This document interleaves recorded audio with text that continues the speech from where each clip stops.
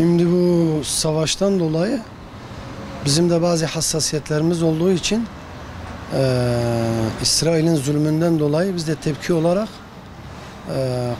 İsrail ürünlerini, Siyonizm ürünlerini boykot için biz de bu şeyi yapmak zorunda kaldık. Çünkü niye bir insan olma hesabıyla, duyarlılık olma hesabıyla biz de İsrail ürünlerini boykot yapmayı uygun gördük. Bundan dolayı İsrail ürünlerinin bütün ürünlerini kendi iş yerimizde kaldırmayı düşünüyoruz. Ve bu talebi de kendilerine ilettik. Gelip dolalarını, kolalarını alacaklar. Sur içinde de böyle bir şey oldu.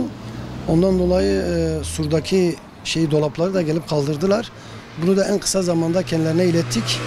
Onlar da bugün ya da yarın gelip bu kola dolaplarını kaldıracaklar. Ve biz peyderpey İsrail ürünlerinin hangisini tespit ederekten kendi iş yerimizde kaldıracağız. Bu da bir Müslüman olma hesabıyla bu tepkimizi gösteriyoruz. Temennim hem memleketimdeki tepki artsın, hem bölgedeki, hem Türkiye'deki, hem de dünyadaki hem inançlı kesime hem de insan olma hesabıyla bu tepkileri biz uygun görüyoruz yani. Yapmasını, kaldırmasını uygun görüyoruz.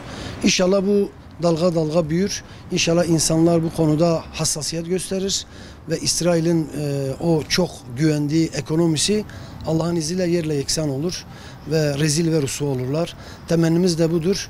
Çünkü gerçekten 20-21 gündür biz o zulmü canlı şahidiyiz ve canlı yayınlarda izliyoruz.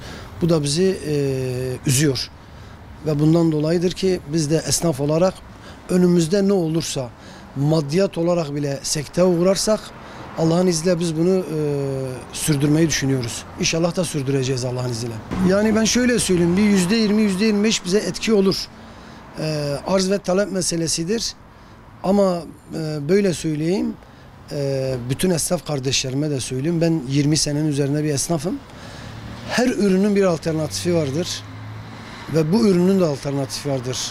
Yani bu ve buna benzer ürünlerin alternatifi vardır. Hiç kimse korkmasın, çekinmesin.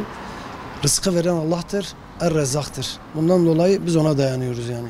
Bu 20 gün içinde biz insanlarla konuştuğumuz zaman esnaf olan kardeşlerimizle konuşuyoruz. Duyarlı esnaf olan kardeşlerimizle konuşuyoruz. Onlar da işte zaman zaman bu hassasiyetlerini dile getiriyorlar. Ve artık bundan sonra biz de satmayacağımızı, onların ürünlerine boykot kuracağımızı kendileri ifade ediyor. İnşallah bu dalga dalga yayılır. Bu bir süreçtir. Bu sürecin içine girmişiz. İnşallah bu büyür Allah'ın izniyle. Temennimiz de odur.